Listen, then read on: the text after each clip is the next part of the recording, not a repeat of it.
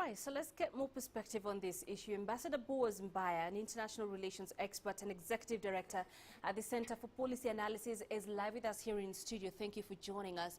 Thank you for having me. So obviously the Kenyan and AU representatives are quite furious with this decision of the UN Security Council. They're terming it a continental humiliation and betrayal. Are they justified to refer to it as such?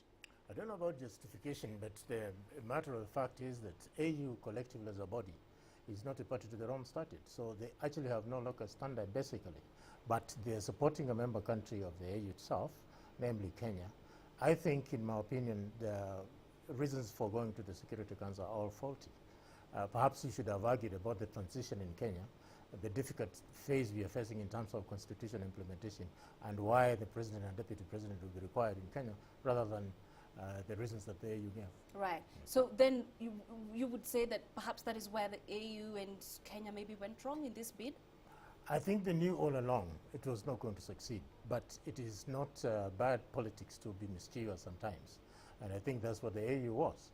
I just don't understand why Kenya played ball, because I think the best route for Kenya to take is to approach the matter through the court itself. And the president's lawyers are doing a pretty good job of it.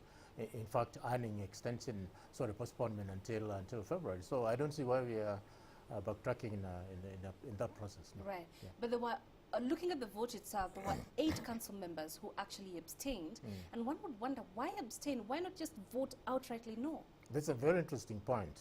Abstention in international voting system is a very positive outcome of anything. In other words, when a country abstains from a vote for whatever reasons, it maintains friendship both ends.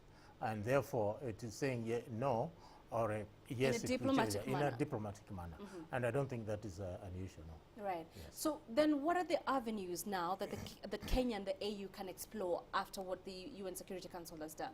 The AU undertook to hold another summit after the vote had been taken. We are waiting to see what decision they'll take, but I really don't see what decision they're going to take other than leave the president and deputy president continue with the cases. And if I were to be asked, I think that is the best option, because dragging the matter maintains Kenya's relations on the spot. Internationally, it is not good for the country, it's not good for the president, it's not good for the deputy president.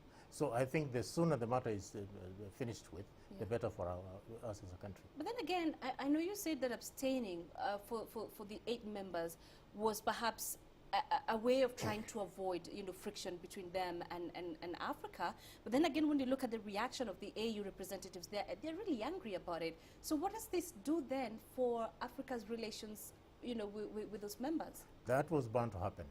If they had won, there would have been celebrations all over. So it's a natural reaction for failing to secure the deferral they sought.